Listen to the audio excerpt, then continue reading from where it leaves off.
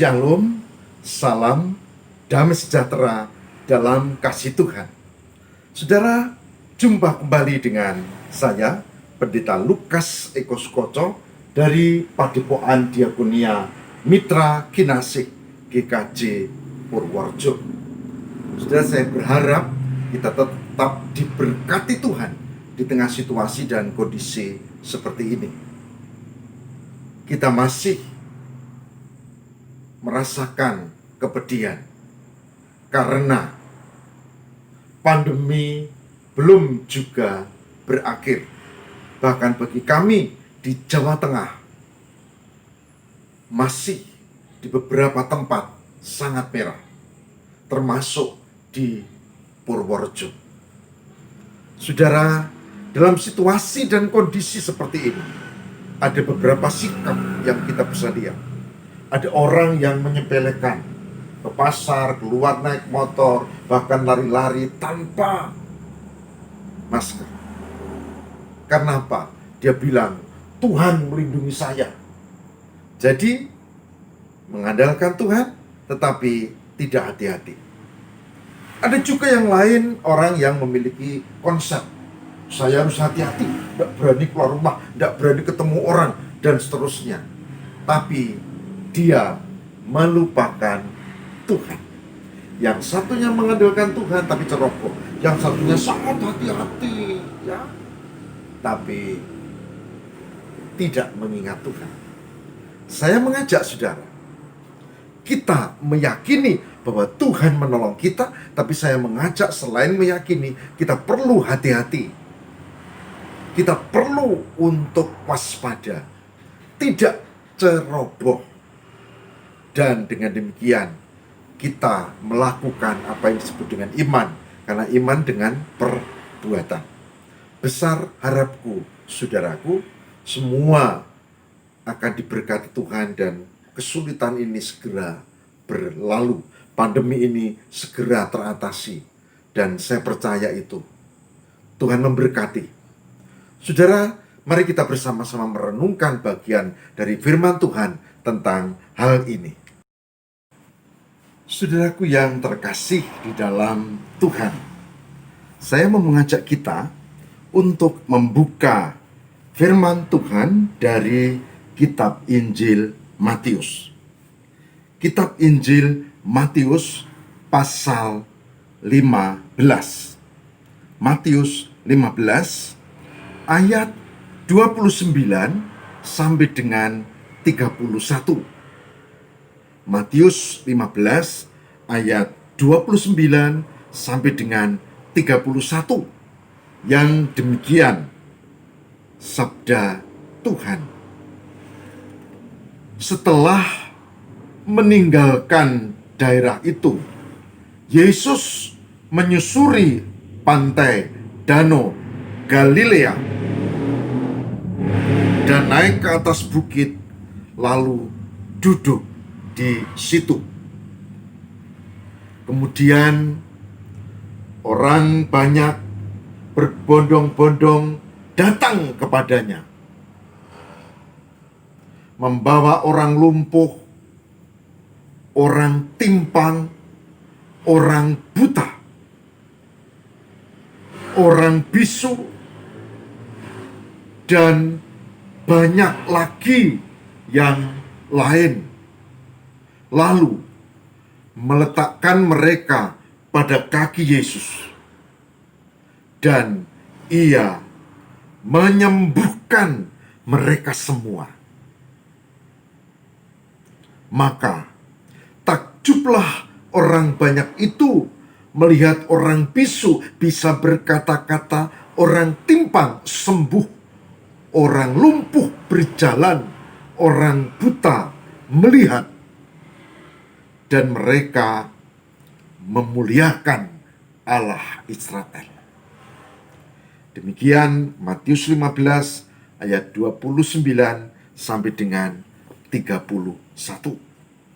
Yang berbahagia barang siapa yang mendengarkan firman Tuhan dan yang memelihara dalam kehidupan setiap hari.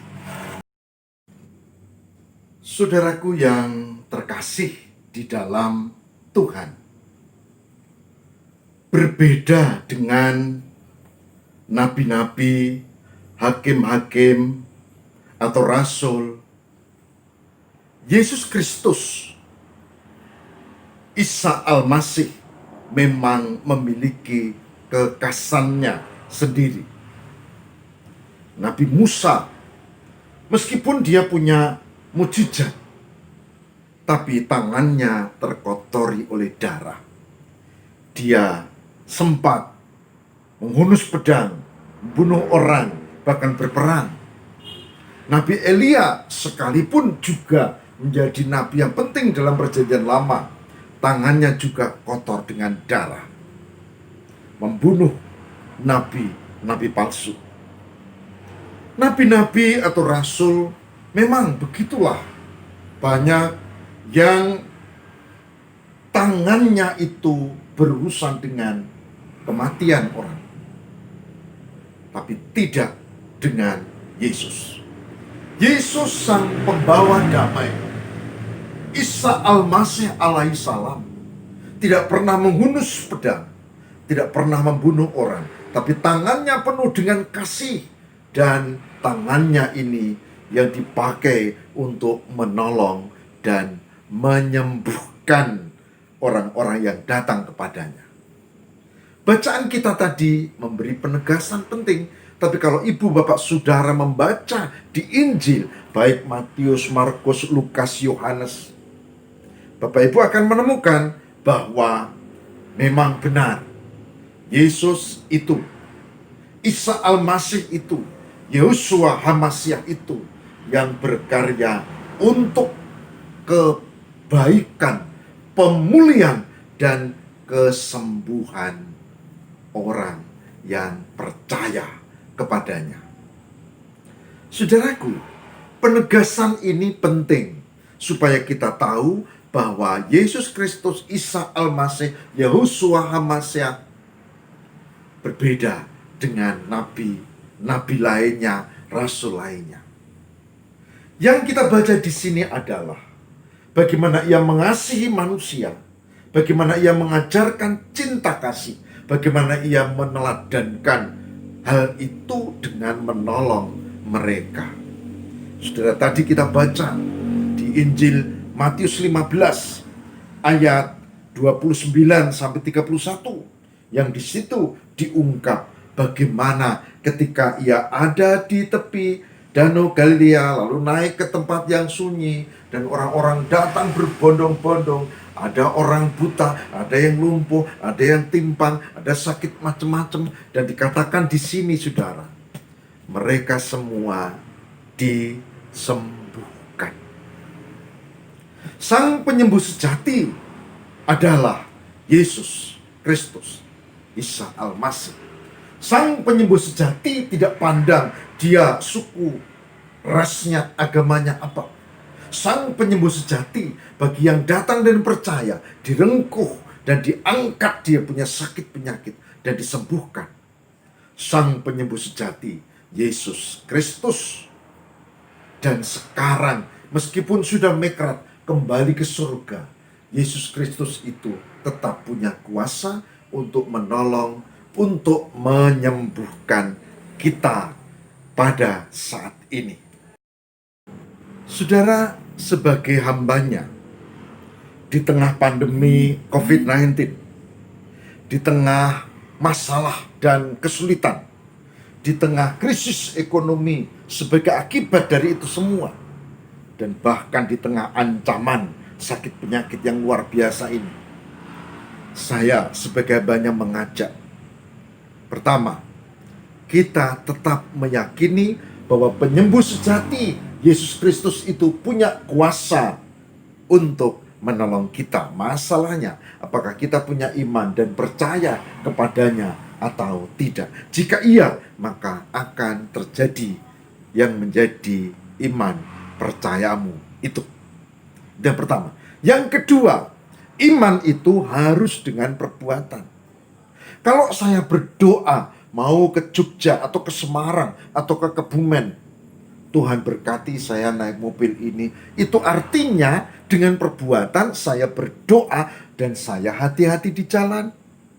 Bukan berarti kalau sudah berdoa lalu saya ngebut, bahkan mungkin ugal-ugalan. Oh tidak begitu. Iman tidak begitu. Iman dengan perbuatan.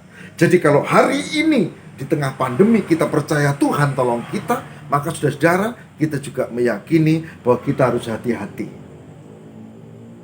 Hati-hati sebagai wujud dari iman. Iman bukan nantang penyakit sembrono, sopo siro sopo ingsun, sombong. Tidak. Iman rendah hati, meyakini kuasa Allah, memegang teguh keyakinan itu. Tetapi iman disertai dengan perbuatan. Maka silakan kita punya keyakinan itu, tapi silakan juga kita tetap hati-hati. Karena apa? Karena begitulah yang dimaui iman dengan perbuatan. Saya yakin saudara, kalau itu kita lakukan, saya percaya Tuhan pasti akan menolong kita. Kita akan dilindungi, bahkan yang sudah kena sakit, kita punya harapan dan Tuhan akan menolong, menyembuhkan.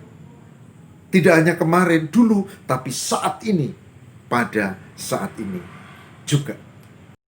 Saudaraku yang terkasih di dalam Tuhan, oleh sebab itu, mari kita satu hati, saling menopang, saling mendoakan. Mari kita meyakini bahwa Tuhan Yesus akan menolong kita dan membuat kita disembuhkan atau dijaga dari sakit penyakit ini. Tapi poin ketiga, mari kita wujudkan iman percaya kita dengan tetap hati-hati, tidak ceroboh, tidak lalu jumawa, aku beriman. Oh jangan, ya, karena iman itu dengan rendah hati dan penuh keyakinan, tapi juga perbuatan. Dengan kata lain, mari kita jalani hidup ini sewajarnya, tapi tetap hati-hati. Mari kita berdoa untuk saudara kita yang kena COVID-19, yang terpapar dan sakit penyakit lainnya. Mari kita serahkan kepada Tuhan. Semoga Tuhan angkat sakit penyakitnya dan diberi kesembuhan. Dan yang terakhir, mari saudara, wujudkan imanmu dalam perbuatan, yaitu jangan ceroboh, ikuti protokoler kesehatan, dan tetap kita berhati-hati. Akhirnya, marilah kita berdoa kepada Tuhan. Tuhan, bimbing dan sertailah supaya kami memiliki keyakinan yang benar, keyakinan kepada Tuhan Yesus, tetapi juga dengan kerendahan hati dan tidak membuat kami ceroboh. Berdoa untuk para sahabat kami yang sakit, apalagi yang terpapar COVID-19, berkatilah dan beri harapan ya Tuhan. Berkati pemerintah kami untuk mengupayakan obat, bahkan cara-cara untuk mengatasi hal ini. Berdoa untuk setiap pribadi di antara kami, supaya kami belajar untuk hati-hati dan tetap mengandalkan Tuhan. Terima kasih ya Allah. Kami mohon kasih dan penyertaan-Mu di dalam nama Kristus, pengantara kami. Amin.